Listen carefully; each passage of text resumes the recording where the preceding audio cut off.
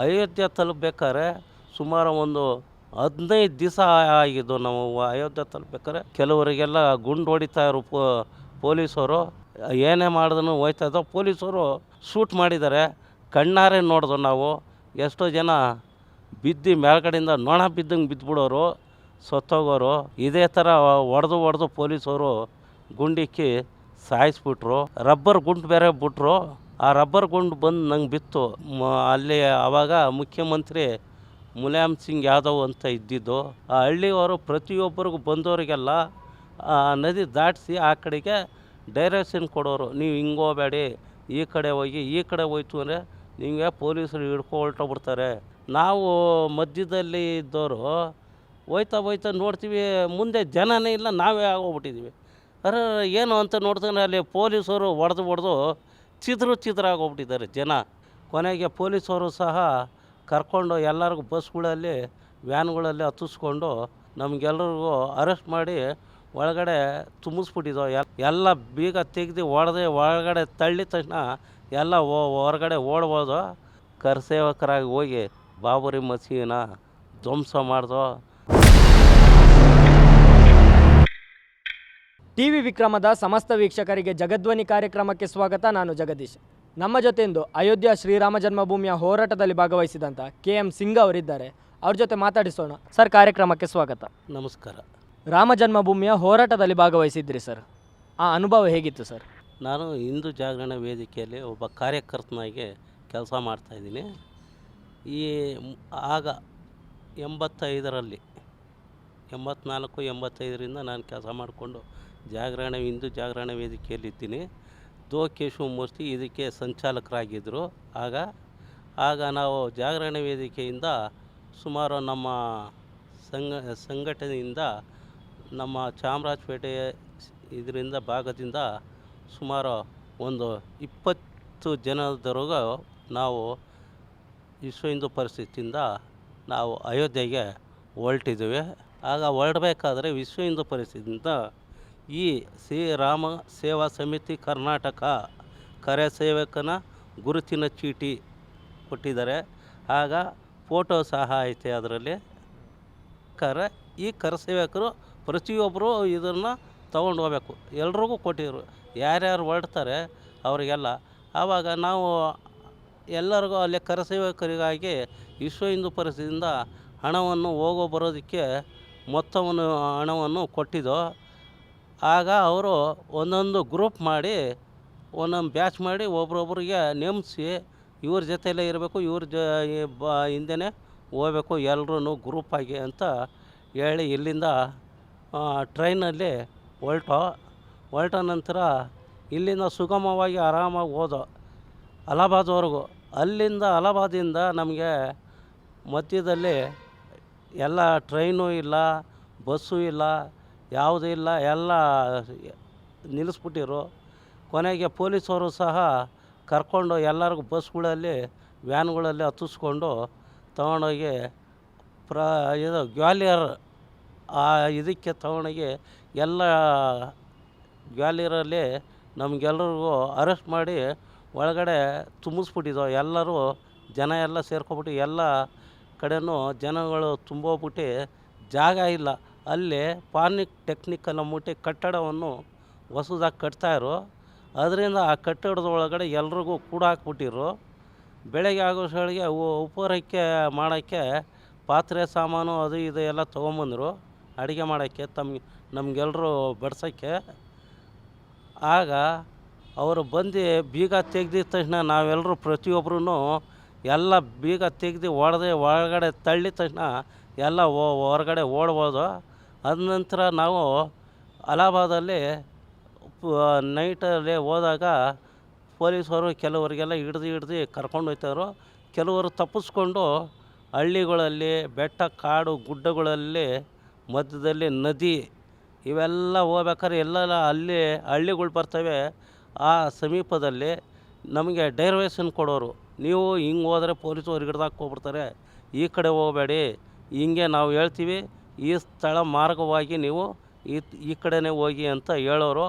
ನಾವು ಆ ಕಡೆ ಎಲ್ಲ ಹಂಗೆ ಅವ್ರ ಜನ ಯಾವ ಥರ ಹೇಳ್ತಾರೆ ಆ ಹೋಗೋ ಹಳ್ಳಿ ಕಡೆಗೆ ನಾವು ಅವರು ಹೇಳೋ ಕಡೆಗೇ ಹಂಗೆ ಹೋಗ್ತಾಯಿದ್ದೋ. ಹೋಗಿ ಅಯೋಧ್ಯೆ ತಲುಪಬೇಕಾದ್ರೆ ಸುಮಾರು ಒಂದು 15 ದಿವಸ ಆಗಿದ್ದು. ನಾವು ಅಯೋಧ್ಯೆ ತಲುಪಬೇಕಾದ್ರೆ 15-20 ದಿವಸ ಆಯಿತು. ಬೆಳಗ್ಗೆ ಶುರು ಮಾಡ್ತು ನಡೆಯೋಕ್ಕೆ ರಾತ್ರಿ 12 ಗಂಟೆವರೆಗೂ ನಡ್ಕೊಂಡೇ ಹೋಗ್ತಾಯಿದ್ದೋ. ಆಮ್ಯಾಗ 15 ದಿವಸ ಆದ ನಂತರ ನಮಗೆಲ್ಲ ಕೆಲವರಿಗೆಲ್ಲ ಕಾಲುಗಳೆಲ್ಲ ಊದ್ಕೊಬಿಟ್ಟು ನಡೆಯೋಕ್ಕೂ ಸಹ ಆಯ್ಕಿಲ್ಲ, ಆ ಥರ ಆಗೋಗ್ಬಿಟ್ಟಿತ್ತು ಪರಿಸ್ಥಿತಿ. ಇನ್ನೊಂದು ಕಡೆ ನದಿ, ದೊಡ್ಡ ದೊಡ್ಡ ನದಿಗಳು, ಕೆರೆಗಳು ಇದ್ದು ಅವೆಲ್ಲ ದಾಟಬೇಕಾದ್ರೂ ಆಯ್ತಾಯಿರಲಿಲ್ಲ. ಕೆಲವು ಕಡೆ ಹಳ್ಳಿಗಳಲ್ಲಿ ನಮಗೆ ಆ ದೋಣಿ ಸಹಾಯದಿಂದ ಈ ದಡದಿಂದ ಆ ದಡದವರೆಗೂ ಸುಮಾರು ಇಲ್ಲಾಂದ್ರೂ ಒಂದು ಅರ್ಧ ಕಿಲೋಮೀಟ್ರು ಅಷ್ಟು ನದಿ, ದೊಡ್ಡ ನದಿ ಒಂದು. ಆ ನದಿನ ಆ ಹಳ್ಳಿಯವರು ಪ್ರತಿಯೊಬ್ಬರಿಗೂ ಬಂದವರಿಗೆಲ್ಲ ಆ ನದಿ ದಾಟಿಸಿ ಆ ಕಡೆಗೆ ಡೈರೆಕ್ಷನ್ ಕೊಡೋರು. ನೀವು ಹಿಂಗೆ ಹೋಗಬೇಡಿ, ಈ ಕಡೆ ಹೋಗಿ, ಈ ಕಡೆ ಹೋಯ್ತು ಅಂದರೆ ನಿಮಗೆ ಪೊಲೀಸರು ಹೊರಟೋಗ್ಬಿಡ್ತಾರೆ. ನಮಗೆ ಆ ದಾರಿ ಉದ್ದಕ್ಕೂ ನಮಗೆ ಊಟಕ್ಕಾಗಲಿ ನೀರಿಗಾಗಲಿ ಯಾವುದಕ್ಕೂ ನಮಗೆ ತೊಂದರೆನೇ ಆಯ್ತಾನೇ ಇರಲಿಲ್ಲ. ಪ್ರತಿಯೊಬ್ಬರು ಹೋಗಿದ್ದ ಕಡೆ ಎಲ್ಲ ಹಳ್ಳಿ ಕಡೆಗಳನ್ನ ನಮಗೆ ಊಟ ತಿಂಡಿನ ವ್ಯವಸ್ಥೆ ಎಲ್ಲ ಚೆನ್ನಾಗಿ ನೋಡ್ಕೊತಾಯಿದ್ರು. ನಮ್ಮದು ಒಂದು ಪೈಸನೂ ಊಟಕ್ಕೆ ಅಂದ್ಬಿಟ್ಟು ನಾವು ಯಾರೂ ಒಂದು ಪೈಸನೂ ಖರ್ಚು ಮಾಡೇ ಇಲ್ಲ. ಎಲ್ಲನೂ ಹೋಗೋ ದಾರಿಗಳಲ್ಲೇ ನಮ್ಗೆ ಹೋಗೋ ಬರೋ ಜನನೇ ನಮಗೆ ವ್ಯವಸ್ಥೆ ಮಾಡ್ತಾಯಿದ್ರು, ನಮಗೆ ಡೈರೆಕ್ಷನ್ ಕೊಡ್ತಾಯಿದ್ರು. ನಾವು ಅಯೋಧ್ಯೆ ಹೋಗಿ 15 ದಿವಸ ಆದ ನಂತರ ತಲುಪ್ದೋ.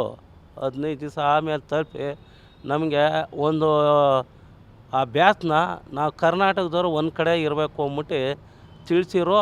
ಆ ಜಾಗಕ್ಕೆ ಹೋಗಿ ಕರ್ನಾಟಕದವ್ರಿಗೆ ಮಲ್ಕೊಳ್ಳೋಕ್ಕೆ ವ್ಯವಸ್ಥೆ ಎಲ್ಲ ಪ್ರತಿಯೊಂದು ಕರ್ನಾಟಕ ಗ್ರೂಪು, ಕೇರಳದವ್ರಿಗೆ ಒಂದು ಗ್ರೂಪು, ಮಹಾರಾಷ್ಟ್ರದವ್ರಿಗೆ ಒಂದು ಗ್ರೂಪು, ತಮಿಳ್ನಾಡಿಗೆ ಒಂದು ಗ್ರೂಪು, ಈ ಥರ ಸಪ್ರೇಟ್ ಭಾಗ ಮಾಡಿ ಅವ್ರಿಗೆ ಒಂದೊಂದು ಕಡೆ ಮಲ್ಕೊಳ್ಳೋಕ್ಕೆ ಅವ್ರಿಗೆ ಎಲ್ಲರೂ ಅಲ್ಲೇ ಅಯೋಧ್ಯೆಯಲ್ಲಿ ಒಳ್ಳೆ ದೊಡ್ಡ ದೊಡ್ಡ ರಾಮ ಮಂದಿರಗಳು ಇದ್ದವಲ್ಲಿ. ಒಬ್ರೊಬ್ರು ಮಲ್ಕೊಳ್ಳೋಕ್ಕೆ 1000 ಜನ 800 ಜನ ಮಲ್ಕೋಬೋದು. ಆ ಥರ ದೊಡ್ಡ ದೊಡ್ಡ ವಿಶಾಲವಾದಂಥ ನಮಗೆ ಮಲ್ಕೊಳ್ಳೋಕ್ಕೆ ವ್ಯವಸ್ಥೆ ಇತ್ತು. ನಾವು ಅಯೋಧ್ಯೆನ ಅವತ್ತಿನ ದಿವಸ ಹೋಗಿ ನೋಡೋಣ ಅಂದ್ಕೊಂಡು ಕರ್ತವ್ಯವಾಗಿ ಹೊರಟಿದ್ದವಲ್ಲ, ಆವಾಗ ಹೋಗಿ ನೋಡೋಣ ಅಂದ್ಕೊಂಡು ಹೊರಡ್ಬೇಕಾರೆ ಅವ್ರು ನಮ್ಗೆ ಡೈರೆಕ್ಷನ್ ಕೊಟ್ಟರು.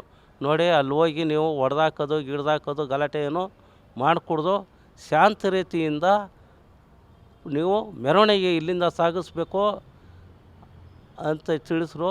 ಆಯಿತು. ಆಮ್ಯಾಗೆ ಅವ್ರು ಹೇಳಿದ್ರು, ಏನೋ ಗಲಾಟೆ ಆಗ್ಬೋದು, ಆವಾಗ ನಿಮ್ಗೆ ಹಿಡ್ದಾಕ್ಕೊಂಡು ಹೋಗ್ಬೋದು, ನೀವು ಅದಕ್ಕೆ ಯಾರಿಗೂ ಜಗ್ಬೇಡಿ, ಭಯ ಬೀಳಬೇಡಿ. ನೀವು ಪ್ರತಿಯೊಬ್ಬರು ನಿಮ್ಮ ಬಟ್ಟೆಗಳು ಏನೈತೆ ಬೆಡ್ಶೀಟಾಗಲಿ ಬಟ್ಟೆಗಳಾಗಲಿ ತ್ಯಾವ ಮಾಡಿ ಕೈಯಲ್ಲಿ ಹಿಡ್ಕೊಳ್ಳಿ.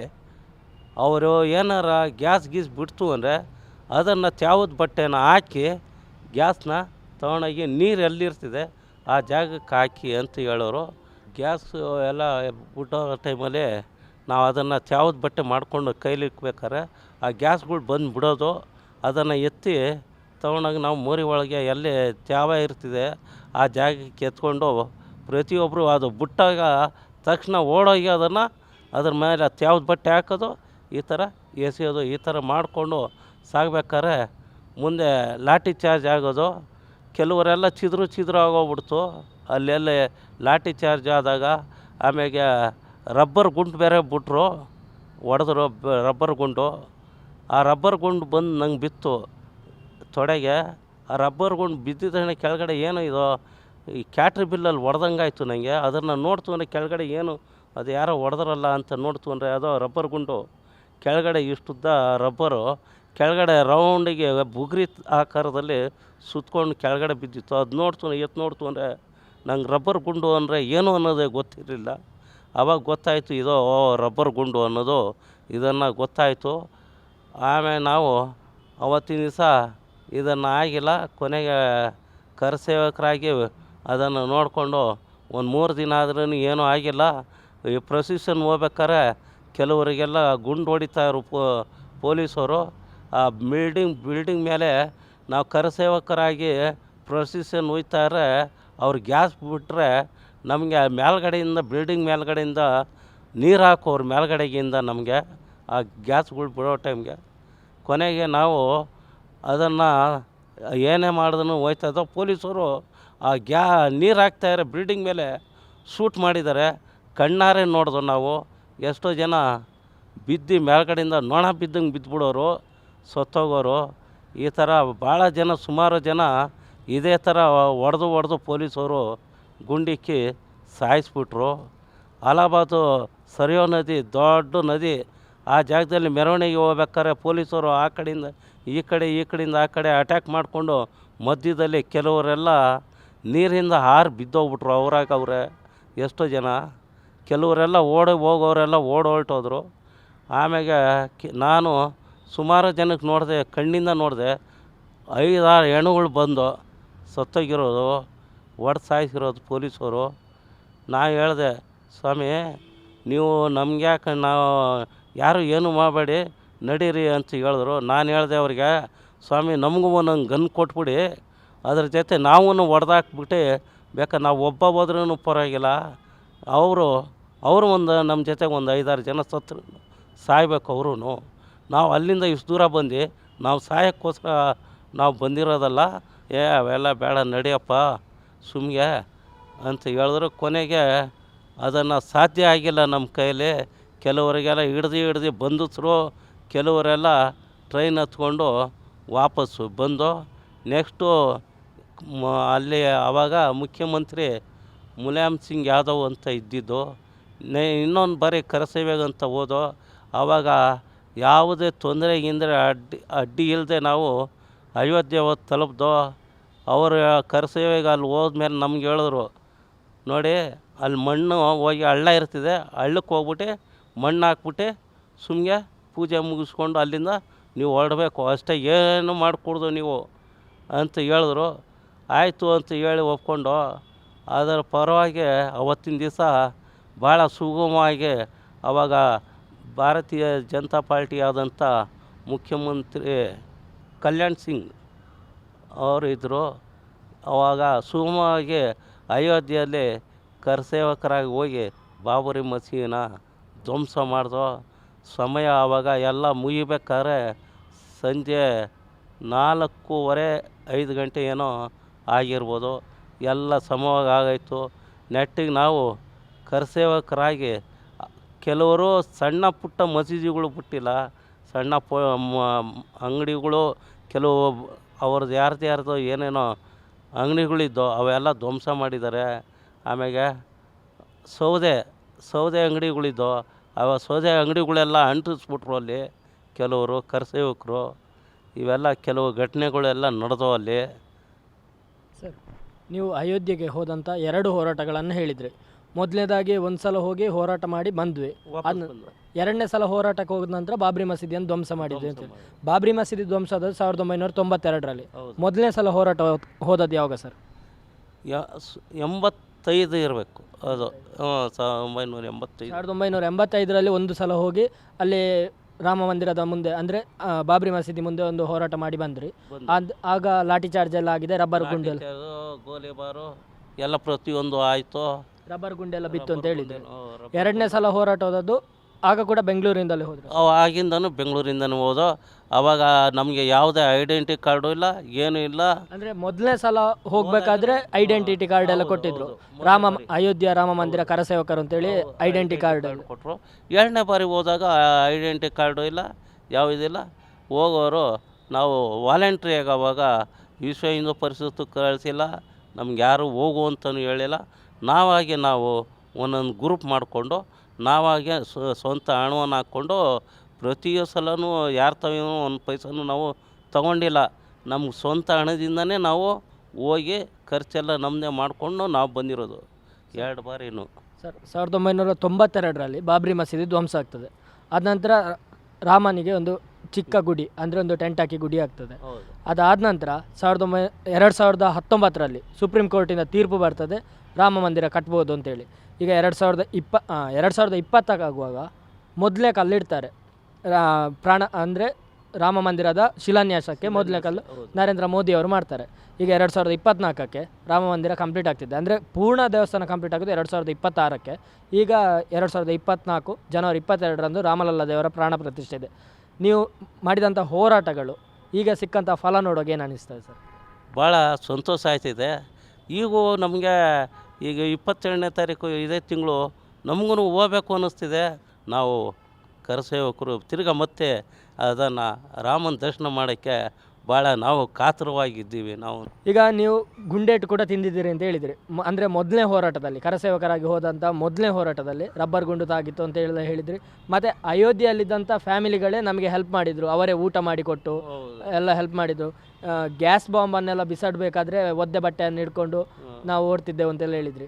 ಆ ಕ್ಷಣ ಎಲ್ಲ ಹೇಗಿತ್ತು ಸರ್? ಭಾಳ ರೋಚಕರವಾಗಿತ್ತು ಆ ಕ್ಷಣ. ನಾನು ಹೋಗ್ಬೇಕಾದ್ರೆ ಆವಾಗ ಎಲ್ಲ ಬ್ಯಾಚ್ ಬೈ ಬ್ಯಾಚು ಕೇರಳ ಒಂದು, ಕರ್ನಾಟಕ ಒಂದು, ಈ ಥರ ಮಹಾರಾಷ್ಟ್ರ ಒಂದು ಬ್ಯಾಚ್ ಮಾಡ್ಬೇಕಾದ್ರೆ ನಾವು ಮಧ್ಯದಲ್ಲಿ ಇದ್ದವರು ಹೋಯ್ತಾ ನೋಡ್ತೀವಿ, ಮುಂದೆ ಜನನೇ ಇಲ್ಲ, ನಾವೇ ಆಗೋಗ್ಬಿಟ್ಟಿದ್ದೀವಿ. ಅರೆ ಏನು ಅಂತ ನೋಡ್ತಾನೆ ಅಲ್ಲಿ ಪೊಲೀಸರು ಹೊಡೆದು ಚಿದ್ರ ಆಗೋಗ್ಬಿಟ್ಟಿದ್ದಾರೆ ಜನ. ಲಾಠಿ ಚಾರ್ಜ್ ಕೂಡ ಲಾಠಿ ಚಾರ್ಜು ಎಲ್ಲ ಚಿದ್ರ ಆಗೋಗ್ಬಿಟ್ಟಿದ್ದಾರೆ. ನೋಡ್ತೀವಿ, ನಾವು ಮುಂದೆ ಹೋದಲ್ಲ ಅಲ್ಲಿ ನೋಡ್ತೀವಿ ಅಂದರೆ ಯಾರೂ ಇಲ್ಲ, ಎಲ್ಲ ಚಿದ್ರ ಆಗೋಗ್ಬಿಟ್ಟು ಆ ಕಡೆ ಈ ಕಡೆ ಎಲ್ಲ ಹೊರಟೋಗ್ಬಿಟ್ಟಿದ್ದಾರೆ. ಅದರಿಂದ ನಾನು ಕಣ್ಣಿಂದ ನೋಡಿದ್ದೀನಿ. ಸುಮಾರು ಒಂದು 5 ಜನಕ್ಕೆ ಪೊಲೀಸರು ಹೊಡೆದೇಟಿಗೆ ಬಿಲ್ಡಿಂಗ್ ಮೇಲಿಂದ ಅವ್ರು ನಮ್ಗೆ ನೀರು ಹಾಕ್ತಾ ಇರಲ್ಲ, ಕಣ್ಣಾರೆ ಕಂಡಿದ್ದೀನಿ ನಾನು. ಸುಮಾರು ಒಂದು 5 ಜನಕ್ಕೆ ಹೊಡೆದಿದ್ದ ತಕ್ಷಣ ಏನಾಯಿತು ಅನ್ನೋದೇ ಗೊತ್ತಾಯ್ಕಿಲ್ಲ. ಸುಮ್ಮನೆ ಇದ್ದಕ್ಕಿದ್ದಂಗೆ ಬಿದ್ದಂಗೆ ಆಗೋದು. ಅದು ನೋಡ್ತು ಅಂದರೆ ಪೊಲೀಸವರು ಶೂಟ್ ಮಾಡ್ತಾಯಿದ್ದಿದ್ದು ಅದನ್ನು. ನಾನು ಏನೋ ಅವರು ಬಿದ್ದವರಲ್ಲ, ಏನೋ ಅಪ್ಪಿತಪ್ಪಿ ಏನೋ ಬಿದ್ದೋಗ್ಬಿಟ್ಟಿರ್ಬೇಕೇನೋ ಅಂದ್ಕೊಂಡಿದ್ದೆ. ಆದರೆ ಈ ಪೊಲೀಸವರು ಗುಂಡಿಕ್ಕಿ ಅವ್ರು ಕೊಲ್ಲಿರೋದದು ಸುಮಾರು. ನಮಗೆ ಪ್ರತಿಯೊಂದು ಇದರಲ್ಲೂ ಅಲ್ಲಿ ಮೀಟಿಂಗ್ ಮಾಡೋರು ಅಲ್ಲಿ ಅಯೋಧ್ಯೆಯಲ್ಲಿ. ಆದ್ವಾನಿ ಸಹ ಬಂದಿರೋರು, ಉಮಾ ಭಾರತಿ, ಆಮೇಲೆ ಮುರಳಿ ಮನೋಹರ್ ಜೋಶಿ, ಇವರೆಲ್ಲ ಬಂದು ಬಹಿರಂಗ ಸಭೆಗಳು ಮಾಡಿದ್ದಾರೆ ಅಲ್ಲಿ. ನೀವು ಮುರಳಿ ಮನೋಹರ್ ಜೋಶಿ ಅವ್ರ ಬಗ್ಗೆ ಹೇಳಿದ್ರಿ. ಅವ್ರು ಬಂದು ಯಾವ ಥರ ಸ್ಪೀಚ್ ಎಲ್ಲ ಮಾಡ್ತಿದ್ರು, ಯಾವ ಥರ ನಿಮ್ಮನ್ನು ಮೋಟಿವೇಟ್ ಮಾಡ್ತಿದ್ರು ಸರ್ ಆಗ? ಅವರು ಇಷ್ಟು ಜನ ಬಂದಿದ್ದೀರಲ್ಲ, ಯಾರು ಏನೂ ಮಾಡೋಕ್ಕಾಗಿಲ್ಲ ಅಂತ ಈ ಥರ ಎಲ್ಲ ನಮಗೆ ಒಂಥರ ಇದು ಕೊಡೋರು, ಧೈರ್ಯ ಕೊಡೋರು. ಏನೂ ಆಗೋಕ್ಕಿಲ್ಲ, ಇದನ್ನು ನಮಗೆ ಇದು ಸೇರಿರೋದು ಅಂತ. ಆದರೆ ನಾವು ಹೊಡೆದಾಕೋ ಟೈಮಲ್ಲಿ ಗಂಟೆಗಳು ಭೂಮಿ ಒಳಗಡೆ ಅದನ್ನು ಹೊಡೆದು ನೆಲಸಮ ಮಾಡೋ ಟೈಮಲ್ಲಿ ಗಂಟೆಗಳು, ತಟ್ಟೆಗಳು, ವಿಗ್ರಹಗಳು, ಕಲ್ಲು ವಿಗ್ರಹಗಳು, ಹಿತ್ತಾಳೆವು, ಈ ಥರ ತಾಮ್ರದ್ದು ಎಲ್ಲ ಪಂಚಲೋಹಗಳೆಲ್ಲ ಭೂಮಿಯಿಂದ ಕೆಳಗಡೆ ಧ್ವಂಸ ಮಾಡೋ ಟೈಮಲ್ಲಿ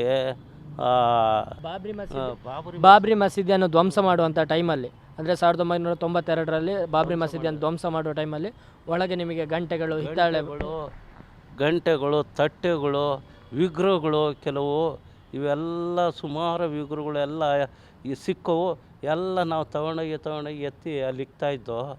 ಆ ಧ್ವಂಸ ಆಗಿ ಫುಲ್ಲು ಅದು ತಳಪಾಯ ಎಲ್ಲ ಕ್ಲೀನ್ ಮಟ್ಟ ಆಗೋಮೇಲೆ ನಾವು ಆವಾಗ ಕರಸೇವಕರಾಗಿ ಎಲ್ಲರೂ ಸಿಮೆಂಟು ಇಲ್ಲ, ಏನೂ ಇಲ್ಲ, ಬರೀ ಮಣ್ಣಲ್ಲೇ ನಾವು ಅದನ್ನು ಗೋಡೆ ಮಾಡಿಕೊಂಡು ಕಟ್ಕೊಂಡು ಎಲ್ಲ ಬೆಳಗ್ಗೆ 4 ಗಂಟೆವರೆಗೂ ಮಾಡಿದ್ದೀವಿ ಅದನ್ನು ಕೆಲಸನ. ಒಬ್ಬರು ಕಲಿಸ್ಕೊಡ್ತಾರೆ, ಉದ್ದಕ್ಕೂ ಸಾಲಾಗಿ ನಿಂತ್ಕೊಂಡು ಒಬ್ರೊಬ್ಬರು ಹಂಗೆ ಪಾಸಲ್ಲು ಪಕ್ಕದಲ್ಲೇ. ಏನು ನಾವು ನಡ್ಕೊಂಡೇ ಹೋಗಂಗಿಲ್ಲ, ಪ್ರತಿಯೊಬ್ಬರು ಉದ್ದಕ್ಕೂ ಪಕ್ಕದಲ್ಲೇ ಇರೋರು. ಪಕ್ಕದಲ್ಲೇ ಇದ್ದರೆ ಹಂಗೆ ಬಾಣಲೆಗಳಲ್ಲಿ ಏನೇನು ಸಿಗ್ತಿದೆ ಅವೆಲ್ಲದರಲ್ಲಿ ತುಂಬಿಸಿ ಉದ್ದಕ್ಕೂ ನಿಂತಿರೋರ್ಗೆ ಹಂಗೆ ಕೊಡ್ತಾಯಿದ್ದೋ. ನಾವು ಏನೋ ಒಂದು ಹೆಜ್ಜೆ ಸ್ಟೆಪ್ ಇಕ್ಕಂಗಿಲ್ಲ, ಎತ್ಕೊಂಡು ಈ ಕಡೆ ಕೊಟ್ಟಿದ ತಕ್ಷಣ ನಾವು ಪಕ್ಕದಲ್ಲಿ ನಿಂತಿರೋ ಅವ್ರು ಕೊಡೋದು ಪಕ್ಕದಲ್ಲಿ ಹೀಗೆ ತೊಗೊಂಡೋಗಿ ಕಟ್ಟಿ ಈ ಥರ ಅವತ್ತಿನ ಟೆಂಪ್ರವರಿಯಾಗಿ ಅಯೋಧ್ಯೆನ ರಾಮ ಮಂದಿರ ಕಟ್ಟಿದ್ದು. ಇಷ್ಟೊತ್ತು ನಮ್ಮ ಜೊತೆ ಮಾತಾಡಿದ ನಿಮಗೆ ಧನ್ಯವಾದಗಳು ಸರ್. ನಮಸ್ಕಾರ ಸರ್. ಟಿವಿ ವಿಕ್ರಮ, ದೇಶ ನಿಮ್ಮ ಕೈಯಲ್ಲಿ. ಈ ಕಾರ್ಯಕ್ರಮ ನಿಮಗೆ ಇಷ್ಟ ಆಗಿದ್ದಲ್ಲಿ ಲೈಕ್, ಶೇರ್ ಹಾಗೂ ಕಮೆಂಟ್ ಮಾಡಿ. ಟಿವಿ ವಿಕ್ರಮದ ಕಾರ್ಯಕ್ರಮಗಳನ್ನು ನಿರಂತರವಾಗಿ ವೀಕ್ಷಿಸಲು ಸಬ್ಸ್ಕ್ರೈಬ್ ಮಾಡಿ, ಬೆಲ್ ಐಕನ್ ಒತ್ತಿ.